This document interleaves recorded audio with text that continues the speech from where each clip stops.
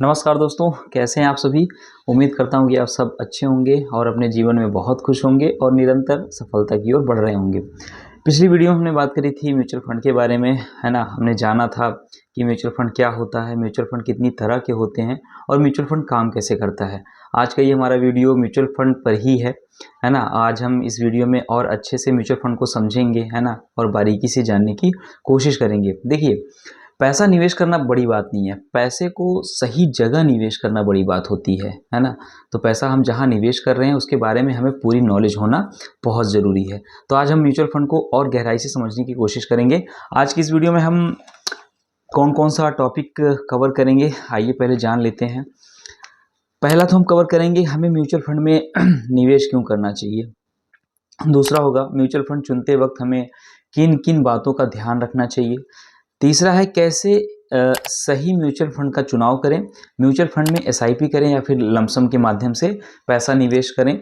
और लास्ट होगा कि अगर म्यूचुअल फंड कंपनी भाग गई, बैंकरप्ट हो गई, तब क्या होगा, क्या हमारा पैसा डूब जाएगा, है ना। ये कॉमन प्रश्न होता है लोगों के दिमाग में, ज़्यादातर लोगों के दिमाग में ये होता है। तो आज इन सब बातों पे एकदम डिटेल से हम लोग बात करेंगे। तो चलिए वीडियो को स्टार्ट करते हैं और समझते हैं म्यूचुअल फंड को एकदम अच्छे से, है ना। तो सबसे पहले एक बार फिर से जान लेते हैं कि म्यूचुअल फंड क्या होता है। हालांकि पिछली वीडियो में हमने बात करी थी इसके बारे में, लेकिन फिर से एक बार थोड़ा सा समझ लेते हैं। आप और इस तरह से बहुत सारे इन्वेस्टर्स जो शेयर मार्केट में अपना पैसा निवेश करना चाहते हैं, अपने पैसों को एक एसेट मैनेजमेंट कंपनी को देते हैं जिसको एएमसी के नाम से जाना जाता है, और उसी को म्यूचुअल फंड के नाम से जाना जाता है। और इस म्यूचुअल फंड कंपनी का अपना एक फंड मैनेजर होता है जो लोगों द्वारा दिए गए पैसों को, फंड्स को अलग अलग जगहों पे निवेश करता है, जैसे कि शेयर मार्केट हो गया, बॉन्ड्स है, गोल्ड्स है और दूसरी सिक्योरिटीज़।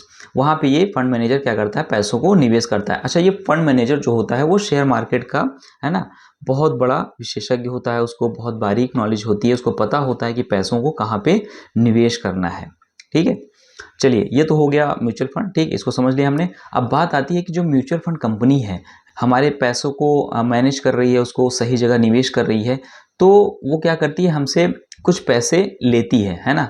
मतलब कि कोई भी काम करेगा भाई, हमारे पैसों को निवेश करेगा तो फ्री में तो करेगा नहीं, हमसे हमसे क्या करती है, वो कुछ पैसे लेती है, हमसे कुछ पैसे चार्ज करती है। तो जो पैसा, है ना, हमसे वो लेती है म्यूचुअल फंड कंपनी, उसको कहा जाता है एक्सपेंस रेशियो। भाई म्यूचुअल फंड कंपनी ने क्या किया है कि फंड मैनेजर रखा हुआ है, उसको वो लाखों में सैलरी देती है ना।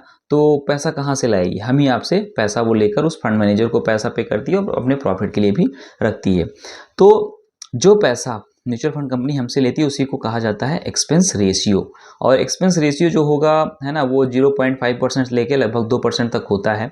म्यूचुअल फंड की जो सबसे खूबसूरत बात हमें लगती है वो यही लगती है कि एक एकदम लो कॉस्ट में, है ना। जैसे कि मान लीजिए आपने किसी म्यूचुअल फंड कंपनी में अपना पैसा निवेश किया हुआ है और उसका एक्सपेंस रेशियो है 0.5 से अमूमन होता है 2% तक। तो जिस कंपनी का एक्सपेंस रेशियो कम हो, है ना, उसी में आप निवेश करिए। चलिए मान लेते हैं कि जिस कंपनी में, है ना, पैसा निवेश किया गया है उसका एक्सपेंस रेशियो 0.8% है। ठीक, तो अगर हम महीने का 1000 म्यूचुअल फंड कंपनी में निवेश कर रहे हैं, साल का होता है 12,000, और 12,000 का अगर हम 0.8% निकालें तो लगभग वो 96 रुपये आता है। मोटा मोटा हम 100 रुपये ले लेते हैं। तो 100 रुपये कॉस्ट देकर, है ना, हमको एक फंड मैनेजर मिलता है जो क्या होता है, एकदम एक्सपर्ट होता है।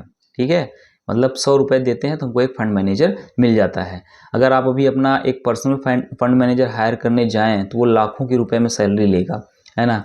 और हमें करना है निवेश केवल 1000 रुपये, है ना, हज़ारों में, या 1000, 2000, 3000 या फिर 5000, है ना। तो पॉसिबल नहीं होगा, है ना, ज़्यादातर लोगों के लिए कि वो अपने लिए एक पर्सनल फंड मैनेजर हायर कर पाएँ। इसलिए पैसा क्या होता है, वो म्यूचुअल फंड कंपनी में देते हैं, है ना। वहाँ से वो फंड मैनेजर क्या करता है, अलग अलग जगहों पर निवेश करता है। तो मात्र 100 रुपये में, है ना, 1000 रुपये अगर हम निवेश करते हैं तो मात्र 100 रुपये में हमको एक फंड मैनेजर मिल जाता है जो हमारे पैसों को मैनेज करता है, अलग अलग जगहों पे निवेश करता है। ठीक है, ये कितनी अच्छी बात है ना। हमको शेयर मार्केट में जानने की बहुत ज़्यादा ज़रूरत नहीं है ना, फालतू का सर खपाने की कोई ज़रूरत नहीं है। फंड मैनेजर बैठा है, हम उसको पैसे देंगे, वो हमारे पैसों को अच्छी जगह निवेश करेगा, है ना, और वहाँ से हमको एक अच्छा खासा रिटर्न मिलेगा। ये म्यूचुअल फंड की सबसे अच्छी बात होती है, जो मुझे है ना पसंद आती है, बहुत खूबसूरत बात है। अगला पॉइंट है कि why should you invest in mutual fund, है ना, हमें म्यूचुअल फंड में निवेश क्यों करना चाहिए।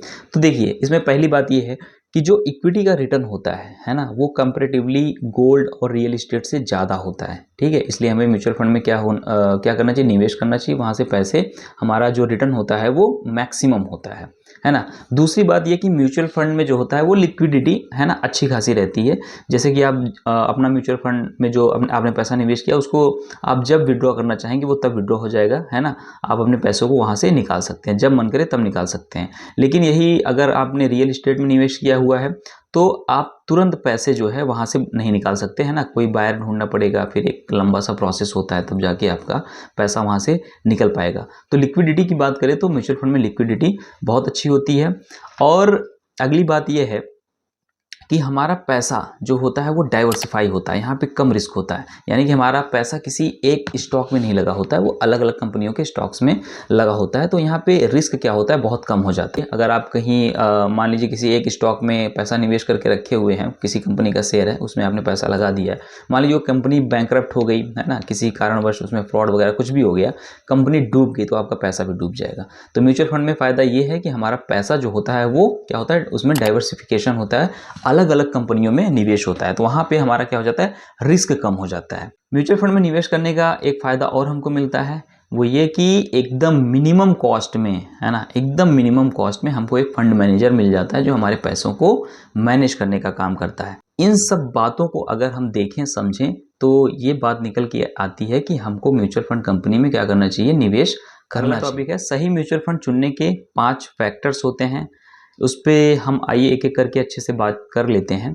तो पहला है कि हमारा इन्वेस्टमेंट गोल क्या है। अगर आप लंबी अवधि के लिए म्यूचुअल फंड में निवेश करना चाह रहे हैं तो आपको क्या करना चाहिए, इक्विटी म्यूचुअल फंड में निवेश करना चाहिए। इक्विटी म्यूचुअल फंड भी कई तरह के होते हैं, पिछले वीडियो में हमने बात करी थी large cap, mid cap, small cap.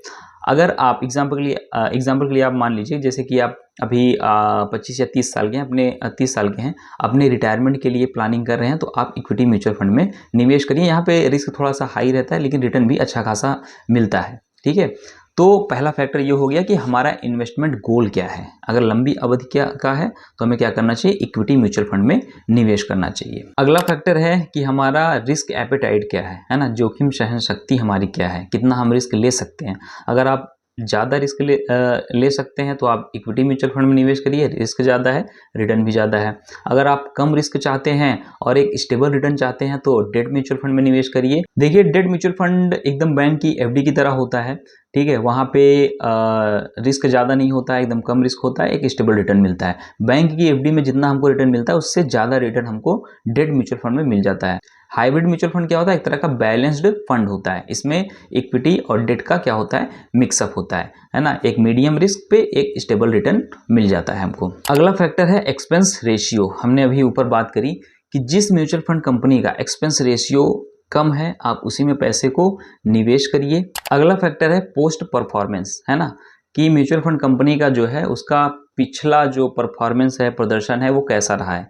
आप म्यूचुअल फंड कंपनी का जो 5 से 10 सालों का है ना, पिछले 5 से 10 सालों का जो उसका परफॉर्मेंस रहा है उसको चेक करिए। देखिए कि कंपनी ने मार्केट के उतार चढ़ाव पर कैसा प्रदर्शन किया है।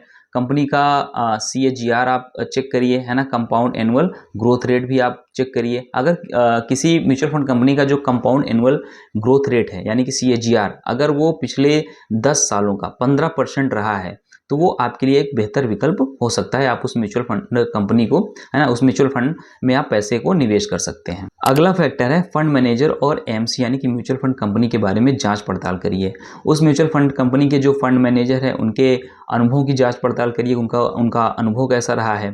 AMC की साख और उसका ट्रैक रिकॉर्ड भी चेक करें। एग्जाम्पल के लिए मैं कुछ AMCs की बात करूं, जैसे कि HDFC हो गया, SBI हो गया, ICICI प्रूडेंशियल हो गया और मिराई एसेट्स हो गया, है ना। ये टॉप भारत की टॉप AMCs हैं जिन पर आप भरोसा कर सकते हैं और इसमें अपने पैसे को निवेश कर सकते हैं। तो ये थे 5 फैक्टर्स जो हमें ध्यान देना चाहिए किसी म्यूचुअल फंड कंपनी का चुनाव करते हुए जहाँ पे हम अपना पैसा निवेश कर रहे हैं। तो इन 5 फैक्टरों को समझिए, है ना। किसी भी म्यूचुअल फंड के बारे में अच्छे से जानकारी इकट्ठा करिए, उसके फंड मैनेजर के बारे में जानिए, उस एएमसी का है ना ट्रैक रिकॉर्ड क्या रहा है, उसकी साख कैसी है ना, उसका एक्सपेंस रेशियो कैसा है। इन सब चीज़ों के बारे में अच्छे से जांच पड़ताल करने के बाद ही अपने पैसों को उसमें निवेश करिए। चलिए अब जानते हैं 2025 के लिए कुछ बेहतरीन म्यूचुअल फंड्स के बारे में। इक्विटी म्यूचुअल फंड के बारे में बात कर लेते हैं जो 2025 के लिए बेहतर होंगे। जैसे कि पहला है मिराई एसेट लार्ज कैप। ये एक लार्ज कैप म्यूचुअल फंड है जिसका 5 साल का CAGR रहा है 14.5% का और इसका एक्सपेंस रेशियो 0.8%। दूसरा है एक्सिस ग्रोथ अपॉर्चुनिटीज़। ये है मल्टी कैप है ना, इसका 5 साल का CAGR रहा है 16.2% और इसका एक्सपेंस रेशियो है 0.65% का। तीसरा है पराग पारिक फ्लेक्सी कैप है ना, ये क्या है, इसका CAGR 5 साल का रहा है 17.8% का और इसका एक्सपेंस रेशियो 0.75%। चौथा है SBI स्मॉल कैप फंड। ये एक स्मॉल कैप है, इसका 5 साल का CAGR रहा है 19.3% और इसका एक्सपेंस रेशियो है 0.9%। अगला देखते हैं डेट म्यूचुअल फंड के बारे में। कुछ बेहतरीन डेट म्यूचुअल फंड्स हैं, जैसे कि पहला है HDFC शॉर्ट टर्म डेट। इसका 3 साल का CAGR है 7.5% है ना और एक्सपेंस रेशियो है 0.4%। ICICI प्रूडेंशियल कॉर्पोरेट बॉन्ड, ये इसका 3 साल का CAGR है 8.1% और इसका एक्सपेंस रेशियो है 0.5% का। SBI magnum ultra short duration, इसका CAGR रहा है 3 साल का 6.9% और एक्सपेंस रेशियो है 0.3%। और अगला है आदित्य बिरला सन लाइफ लो ड्यूरेशन, इसका जो 3 साल का CAGR रहा है वो है 7.2% का और एक्सपेंस रेशियो है 0.35% का। देखिए जो इक्विटी म्यूचुअल फंड होता है वो लॉन्ग टर्म के लिए बेहतर होता है, जो डेट म्यूचुअल फंड होता है वो शॉर्ट टर्म के लिए बेहतर होता है, इसलिए यहाँ पे हम इसका 3 साल का CAGR चेक कर रहे हैं। अगला है hybrid mutual fund. Hybrid mutual fund में आइए जान लेते हैं कुछ बेहतरीन म्यूचुअल फंड्स के बारे में जो 2025 के लिए एक बेहतर विकल्प हो सकते हैं। पहला है ICICI प्रू बैलेंस्ड एडवांटेज। ये एक हाइब्रिड फंड है, इसका जो 5 साल का CAGR रहा है वो है 12.5% का और एक्सपेंस रेशियो है 0.9%। एक अगला है HDFC हाइब्रिड इक्विटी। ये भी एक हाइब्रिड म्यूचुअल फंड है जिसका 5 साल का CAGR रहा है 13.8% और एक्सपेंस रेशियो है 1.2%। अगला है SBI इक्विटी हाइब्रिड फंड। इसका 5 साल का CAGR रहा है 14.1% और एक्सपेंस रेशियो है 1.1% का। अगला है कोटक बैलेंस्ड एडवांटेज, इसका 5 साल का CAGR है 11.9% और एक्सपेंस रेशियो है 1.0%।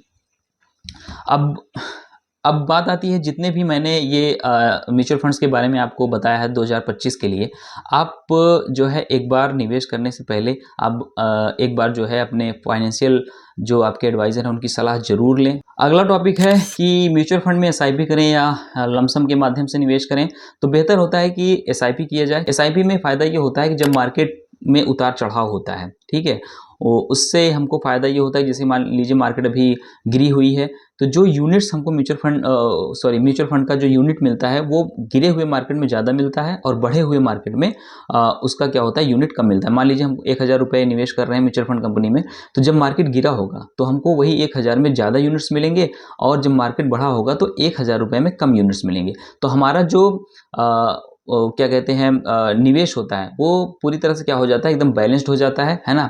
हमारे जो म्यूचुअल फंड कंपनी के जो यूनिट्स होते हैं उनकी एवरेजिंग हो जाती है, ठीक है। जब मार्केट बढ़ता है तो उसका लाभ हमको मिलता है। लमसम में क्या होता है कि एवरेजिंग का फ़ायदा आपको नहीं मिल पाएगा, है ना। एक बार आपने पैसा निवेश कर दिया, मार्केट का जो उतार चढ़ाव होगा उससे परेशान रहेंगे, एवरेजिंग नहीं कर पाएंगे, जिससे लॉन्ग टर्म में, है ना, जो वेल्थ क्रिएशन होती है उस पर प्रभाव पड़ता है। तो म्यूचुअल फंड में अगर आप निवेश करना चाहते हैं तो SIP के माध्यम से निवेश करें, मेरे हिसाब से ये एक बेहतर विकल्प है। अगला टॉपिक है कि म्यूचुअल फंड कंपनी यदि भाग गई तब क्या होगा, बैंकरप्ट हो गई तब क्या होगा। तो देखिए, पहले एक बात हम समझ लेते हैं कि जो सेबी होता है सभी म्यूचुअल फंड कंपनी को रेगुलेट करने का काम करता है, पूरे शेयर मार्केट को रेगुलेट करने का काम करता है। म्यूचुअल फंड कंपनी का काम क्या है, हमारे दिए गए पैसों को, फंड्स को सिर्फ वो मैनेज करने का काम करती है, उसको ओन नहीं करती है ना। और उसके ऊपर होता है सेबी जो पूरे मार्केट, पूरे शेयर मार्केट को है ना रेगुलेट करने का काम करता है। यदि म्यूचुअल फंड कंपनी या बैंकरप्ट भी हो गई तो इससे कोई दिक्कत वाली बात नहीं है, बस थोड़े समय के लिए आपका पैसा हो सकता है फंस जाए, है ना। जब तक ये प्रोसेस होगा 2-3 महीनों का समय लग सकता है उसमें, तब तक के लिए हो सकता है आपका पैसा फंसा रह जाए, ठीक है। तो इससे घबराइए नहीं कि म्यूचुअल फंड कंपनी भाग गई तो क्या होगा, पैसा आपका सेफ है ना, उसमें कोई दिक्कत। वीडियो अगर पसंद आया हो तो लाइक कर दीजिएगा और चैनल को सब्सक्राइब कर लीजिएगा, जिससे इसी तरह की अगली वीडियो जब हम अपलोड करें तो उसकी नोटिफिकेशन आप तक सबसे पहले पहुंच जाए और आप उस वीडियो का हिस्सा बन सकें।